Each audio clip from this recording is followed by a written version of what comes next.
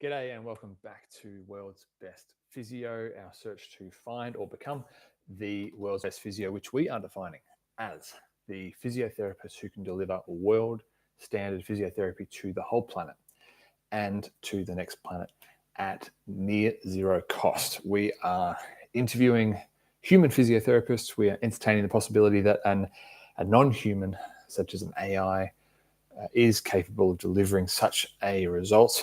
And we've had nominated Professor Peter O'Sullivan of Australia, nominated by one of his colleagues.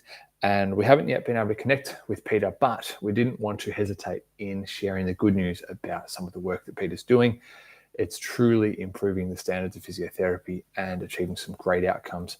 I recently watched an interview where Peter talked at length of the work that him and his team are doing, and just reading the comments that were made by various people that have been treated by Peter demonstrated quite powerfully, actually, demonstrated the work that he's doing impacting people's lives, especially those that have chronic or persistent pain and those that have back pain. So today's episode focuses on Professor Peter O'Sullivan. We're going to talk about the work that he's doing, summarize the latest podcast that was publicized, and describe the key insights to both patients, both people with pain, as Peter describes them, not patients, but also take home some notes for clinicians as well.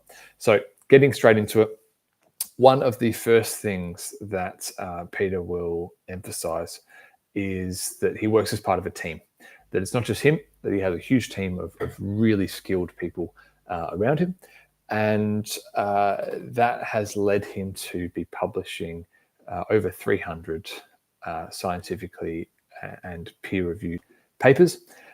Peter has been recognized as the creator or the key person launching cognitive functional therapy, which is, I suppose you could compare it to CBT, cognitive behavioral therapy in psychology, but very much focusing on the behaviors and how we can help people to get their life back, how they can perform the behaviors that they want to perform, whether that's work or family life or social life, in a way that is rewarding and satisfying to them.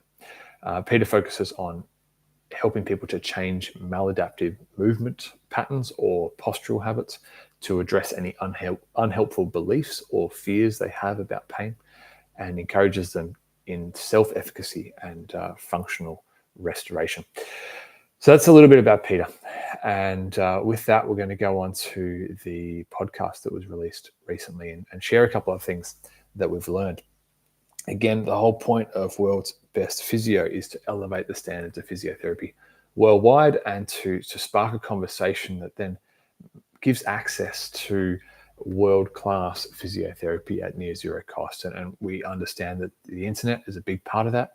We also understand that putting the right information out there is part of that. If you have any questions or comments, or you want to debate any of the ideas discussed in this episode or any of the other episodes, please let us know. You can contact me via sam@exercisethought.com, or you can just write a comment into one of these videos. Getting into it, Peter talks a lot about hope and the importance that people in pain have hope that pain can change and it can improve. And sometimes as clinicians, our responsibility is to give that hope. And that means that we have to believe that someone can get better. We have to retain that hope. We have to be optimistic. And this is very similar to a topic that we've talked about on World's Best Physio before, which is the idea of faith, that we have to have faith in our bodies. We have to have faith in their ability to regenerate, their ability to transform and evolve. And faith and hope very much linked. Peter talked about the danger of scans, the danger of words such as degeneration. We know also from published research that longer words such as spondylolisthesis tend to make people in pain more nervous compared to shorter words. And the problem around bad medical advice. Peter's concern is that a lot of the back pain that he treats these days is actually the result of bad medical advice. And that we should get away from pathologizing back pain, because the vast majority of back pain that comes about because of a broken bone or a bulging disc or a compressed nerve, that will get better within a matter of weeks or a couple of months. But the persistent back pain, that is a result of bad management, bad medical advice, and a lot of things that we can improve upon. We heard a lot about physical activity, the importance of just moving the body to promote a good, healthy lifestyle, the nourishing effect that repeated movements such as walking and running has on the spine, but also the importance of loading the body and really putting a lot of pressure through the spine so it can generate stronger discs and stronger bones, and that we can be confident in our body as well. Peter discussed the myth of ergonomics. The idea of ergonomics being that there is an ideal way to sit, having our eyes look directly forward, our hips and knees at right angles to one another, and maintaining that position, that's the safest way for the body to function. And that it's poorly founded. There's no scientific evidence justifying this approach to human behavior. And in fact, it creates this idea that people are only safe if they stay here, and that anything else is dangerous. And look, there's a biomechanical reality to the fact that if I hold my head forward like this, there is more weight on my neck here compared to here. Like, there is a reality to that. But we shouldn't tell people that they need to freeze themselves into one position, instead encouraging them to move regularly and to change their positions throughout the day. We talked a lot about less developed societies, or not, we didn't talk about, we heard a lot about less developed societies such as farmers, porters, people who are growing food on the land and very active, and how they often have less back pain because they're loading their bodies more. They're bending over more, they're squatting deep and not just fixing themselves in one position. And there was here we go. One of the criticisms that Peter gets from other clinicians is that people say, Peter, you're behaving like a psychologist. You're pretending to be a psychologist, but you're not actually trained in psychology. And Peter's response to this, described in the podcast, is that pain is very much linked to emotion, especially persistent pain, very heavily tied with emotion. And so as physiotherapists working with people in pain, if we cannot or won't deal with emotion, then we shouldn't be working with people in pain. If we're going to work in this space and help people in pain to get better, we need to be comfortable working with emotion, and we need to feel skilled to be psychologically informed clinicians. There was also a really neat comparison where some people would see their physiotherapist on a Monday to deal with the biomechanics, and then on Wednesday they'd catch up with their psychologist to deal with the emotions, and then on Friday they'd catch up with the ergonomist, the person who does ergonomics, to deal with their workplace setup. But in fact, we need to be addressing all of these things simultaneously. We need to be able to address emotion and address biomechanics all together, because pain is an embodied experience.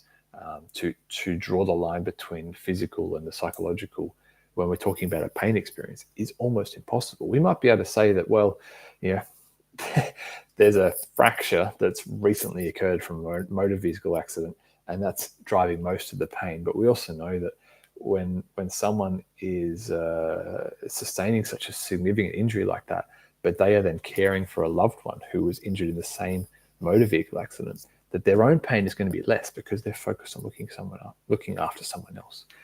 So there are always emotional and physical components to a pain experience.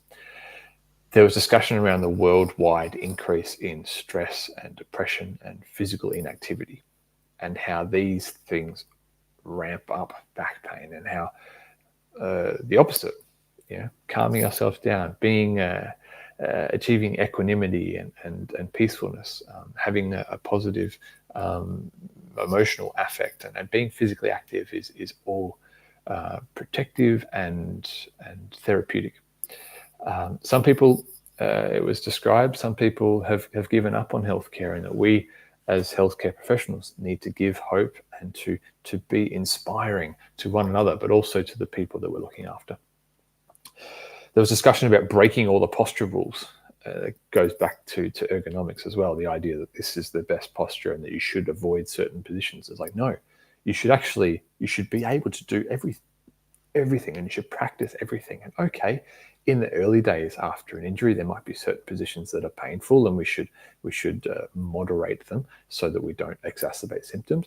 But we know that the best way to recover is to actually approach and to practice those movements so that we feel the best we can feel in the long run, and we feel free to move. There was also talk about how we shouldn't look to eliminate pain, and that the goal of treatment shouldn't be to be pain-free, because pain is in fact a signal, a helpful piece of information that helps us to make intelligent decisions to look after our body, to look after our health, and we need this information. So the goal is not to be pain-free.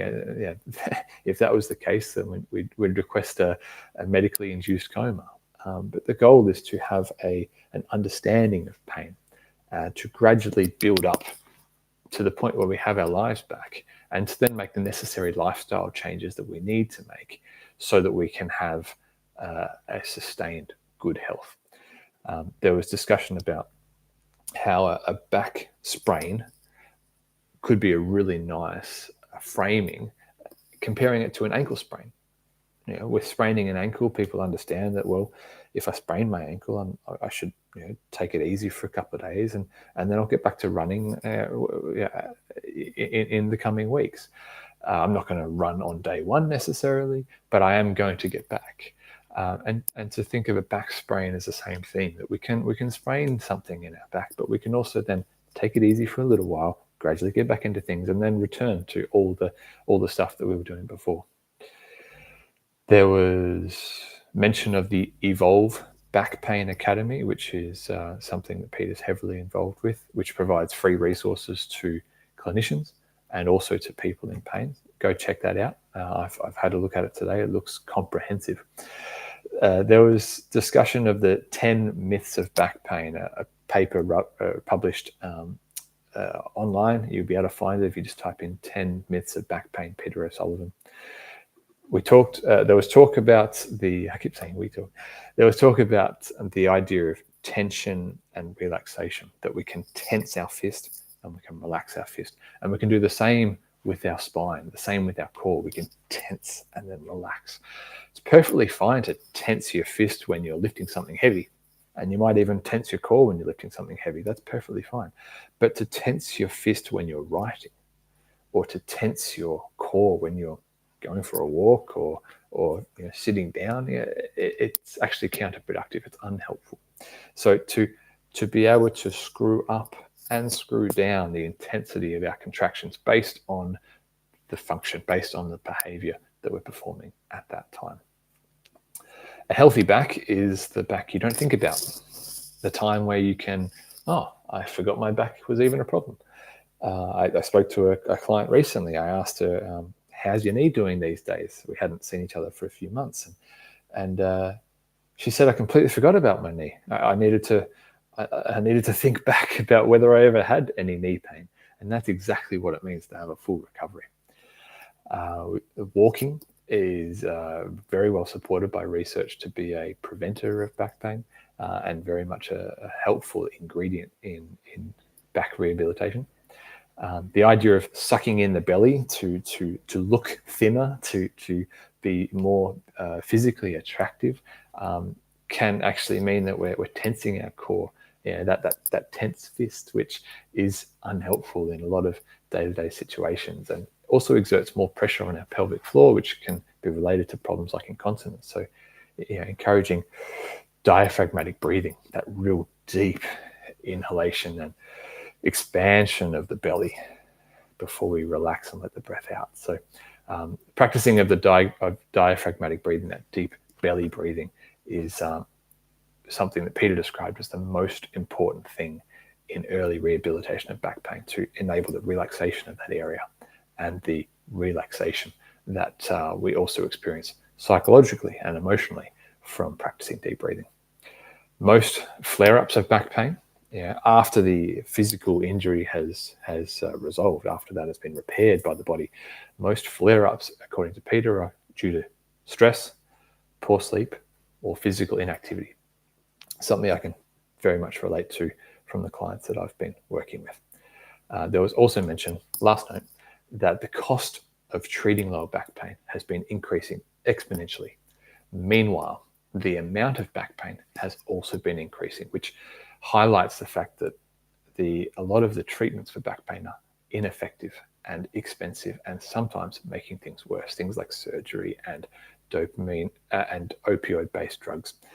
We know, however, that in Australia, the net benefit of physiotherapy is $6,000 for someone with back pain. That means that if you calculate all the cost of seeing a physiotherapist and taking time off work, and then you look at the benefit, getting back into work early, staying in work, being able to participate fully in life, the net benefit for every person who has low back pain on average is $6,000. So that means that a person with back pain actually makes $6,000 worth of life value when they see a physiotherapist. If you have any questions about this, if you have any comments on Peter, if you have any jokes that you want to share with the world's best physio search, let us know.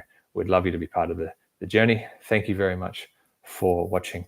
And until next time, be well.